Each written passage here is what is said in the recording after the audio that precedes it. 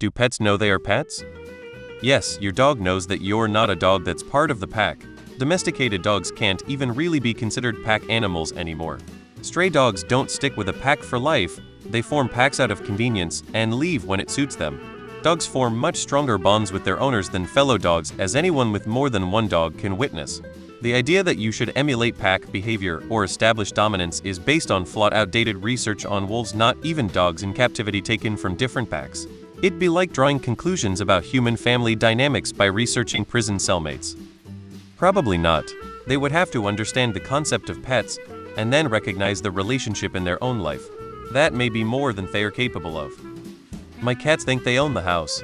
They are right, but I can't let them get their way that easily. I don't think animals really have a concept of property.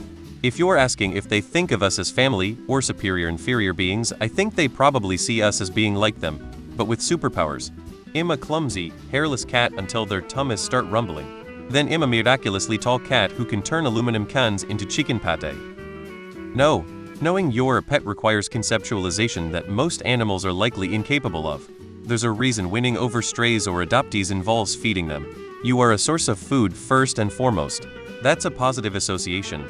If you provide petting and play and other positive stimulation, there's more positive associations. That's all just operant conditioning. They can start bonding with you emotionally in their own contexts, as able according to their species depending which expert you ask. Dogs might see you as a pack member, cats might see you as a useful idiot heir. I mean, beneficial acquaintance. But none of that bonding involves them conceptualizing that you own them. And again, the basis of that relationship is largely conditioning. Even reptiles learn to associate their owner with being a source of food, but that's not an emotional or intellectually abstract connection. It's Pavlovian, which is even less engaged than operant conditioning. My cats know me as their servant. You're part of a dog's pack. Or they consider them part of your pack. Or family. Canines live in families like we do. They do know you're not a dog. You don't smell like one. But you're their family anyway. My belief is that pets see us as their caregiver and family member, of social animal that bonds. Like if a frog think you as family, lol, they for sure know you'll look after their needs and wants or go to you when they are upset, like a small child with their parent. I believe that dogs, and to a smaller extent cats, see humans as parents, caregivers. Many domesticated animals retain juvenile behaviors well into adulthood. There was a study that suggested dogs use humans as a secure base when in unfamiliar situations, similar to human toddlers. Some cats will knead and even salivate while being petted, which is similar to the behavior of kittens nursing and interacting with their mother. Other pets, like reptiles for instance, probably build a positive association due to humans being a source of food and warmth. I think our cat knows to some degree, or at least he knows he's with us. He's a stray who went through several homes, and his behavior changed a lot for the better at the 2-year mark, which was the longest he was fostered before he came to us. Allegedly, cats view you as just a big dopey funny looking cat. If they want food after you've gone out, it is because they assume you've been hunting.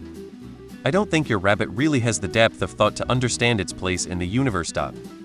Dogs have owners, cats have staff. No, ownership is a man-made concept.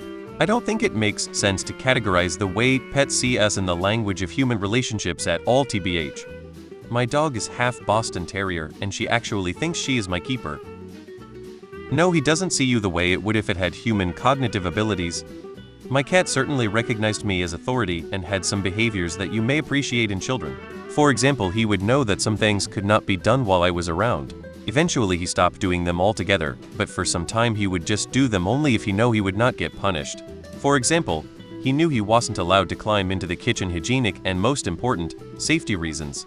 Still he'd do it every now and then, but had tried to walk, not run out of the kitchen the moment he'd hear my door open.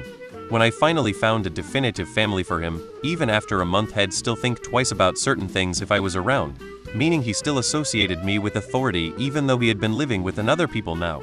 All that said, the cat was super loving and so was I. He followed me everywhere around and climbed on me or squeeze his head into my hands.